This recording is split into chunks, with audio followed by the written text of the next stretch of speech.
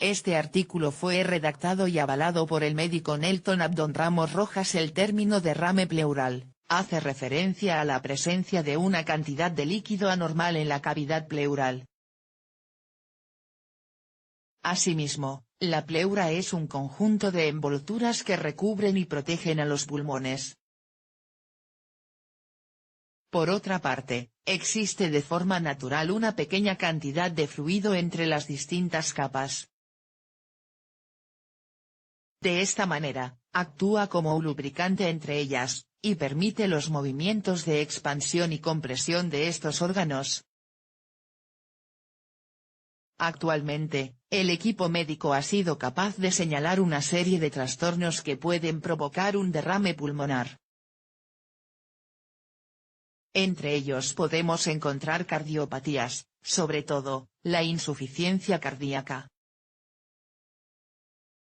También enfermedades que afecten al sistema respiratorio, como la tuberculosis o la neumonía. Asimismo, el cáncer, algunas alteraciones del hígado y ciertos tipos de medicamentos pueden causar este problema.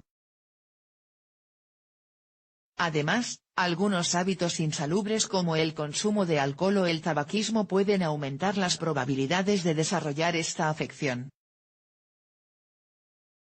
Tipos de derrame pleural. Existen casos clínicos en los que el paciente no desarrolla ningún síntoma concreto. Sin embargo, de forma habitual el individuo padece una serie de señales características.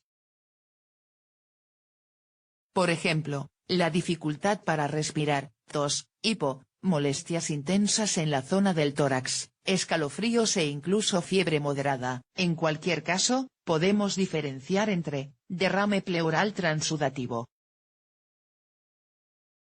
Se debe a una infiltración de un líquido en este espacio. Generalmente se encuentra relacionado con hipertensión, aumento de la presión en los vasos sanguíneos, o a una afección de las proteínas sanguíneas. Normalmente se asocia a alteraciones como la insuficiencia cardíaca. Derrame pleural exudativo. En este caso, la alteración se debe a un bloqueo en vasos sanguíneo o linfáticos de las áreas próximas. Sus causas son más variadas: tuberculosis, neumonías, tumores pulmonares, etc. Si el equipo médico piensa que un paciente presenta un derrame pleural, realizará una serie de pruebas médicas para confirmarlo. Entre ellas se encuentran técnicas de diagnóstico por imagen, como el TAC, la radiografía o la ecografía. También se puede llevar a cabo una videotoracoscopia, y un posterior análisis de la muestra de líquido pleural extraída. De esta manera, se identifican las características de este fluido en cada paciente. De cualquier manera, el objetivo final de los especialistas será calmar al paciente mediante el tratamiento adecuado. Para solucionar el derrame pleural, se deberá extraer la cantidad suficiente para que el paciente vuelva a ventilar con normalidad. La técnica más utilizada para cumplir ese fin es la toracocentesis.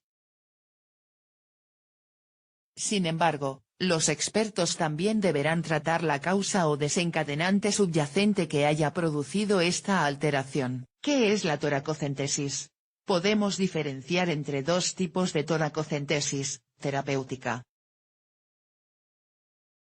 Se drena una gran cantidad de líquido para aliviar la presión añadida sobre el tórax. Así, se calman los síntomas que el paciente haya desarrollado y puede volver a respirar con facilidad.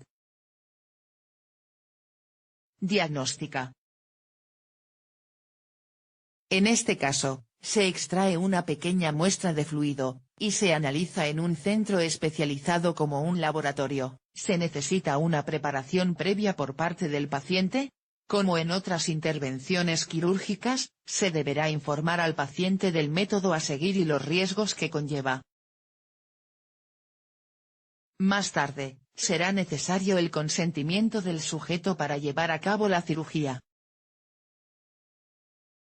Asimismo, el paciente deberá comentar a los especialistas qué medicación toma habitualmente, y si crea que podría estar embarazada. Otra información de gran interés son las alergias que haya desarrollado, y si está padeciendo alguna alteración en el momento. ¿Cómo se lleva a cabo la toracocentesis? En primer lugar, deberá lavar la zona del tórax cuidadosamente, y aplicar un anestésico local para evitar las molestias del pinchazo. Tras localizar la posición del derrame pleural, el médico deberá elegir la zona de la punción. La zona más recomendada está entre las dos costillas por debajo del límite superior del derrame. Más tarde, se introduce la aguja hasta la posición adecuada, y se extrae una pequeña cantidad de líquido para analizar. También se puede conectar la aguja a un catéter que mantendrá el drenaje todo el tiempo que indique el especialista. En cualquier caso, se deberá evitar la entrada de aire en la cavidad pleural puesto que deriva en una complicación denominada neumotórax.